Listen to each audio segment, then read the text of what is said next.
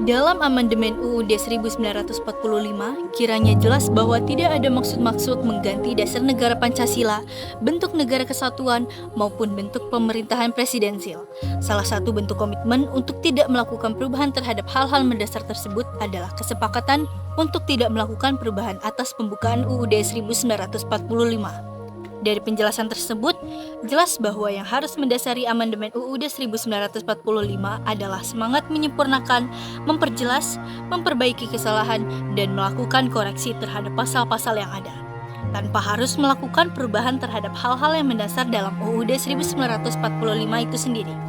Jadi, dapat disimpulkan bahwa tujuan dari amandemen UUD 1945 itu sebenarnya ialah untuk menyempurnakan UUD yang sudah ada agar tetap sesuai dengan perkembangan zaman. Adapun amandemen yang dilakukan bertujuan untuk membawa bangsa ini menuju perubahan yang lebih baik di berbagai bidang dengan senantiasa selalu memperhatikan kepentingan rakyat.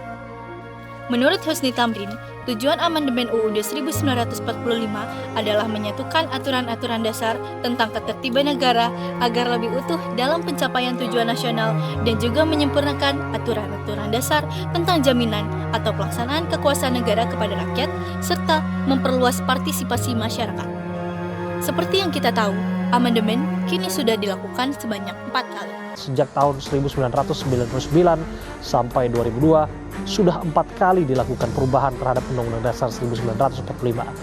Tahap pertama disahkan pada tanggal 19 Oktober tahun 1999. Amandemen pertama ini disahkan melalui keputusan Sidang Umum MPR pada tanggal 14 sampai 21 Oktober 1999. Inti dari amandemen ini adalah untuk mengurangi kekuasaan presiden yang dianggap terlalu kuat dengan mengubah sistem pemerintahan dari eksekutif yang kuat menjadi sistem pemerintahan yang lebih seimbang antara eksekutif, legislatif, dan yudikatif. Pada tahap pertama ini, ada 9 pasal yang berhasil diamandemen, diantaranya adalah sebagai berikut. Tahap kedua. Pada tanggal 18 Agustus tahun 2000, amandemen kedua UUD 1945 disahkan melalui Sidang Umum MPR pada tanggal 7 sampai 8 Agustus tahun 2000. Inti dari amandemen kedua ini adalah perubahan yang ditunjukkan untuk meningkatkan pemerintahan daerah, DPR dan kewenangannya, hak asasi manusia, lembaga negara, dan lagu kebangsaan. Pada tahap kedua ini, ada 5 bab dan 25 pasal yang diamandemen. Di antaranya adalah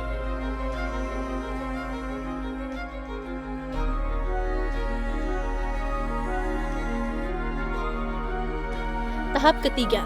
Pada tanggal 10 November 2001, amandemen ketiga UUD 1945 disahkan melalui sidang tahunan MPR pada tanggal 1 sampai 9 November tahun 2001. Inti dari perubahan yang dilakukan pada amandemen ketiga ini adalah bentuk dan kedaulatan negara, kewenangan MPR, kepresidenan, impeachment, keuangan negara, dan kekuasaan kehakiman.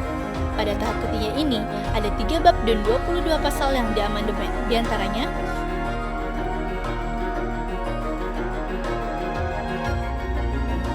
tahap keempat.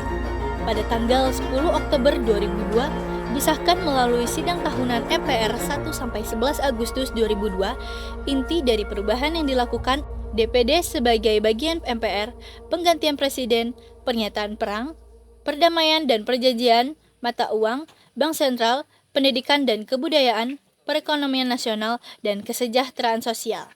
Pada tahap keempat ini, ada 2 bab dan 13 pasal yang diamandemen.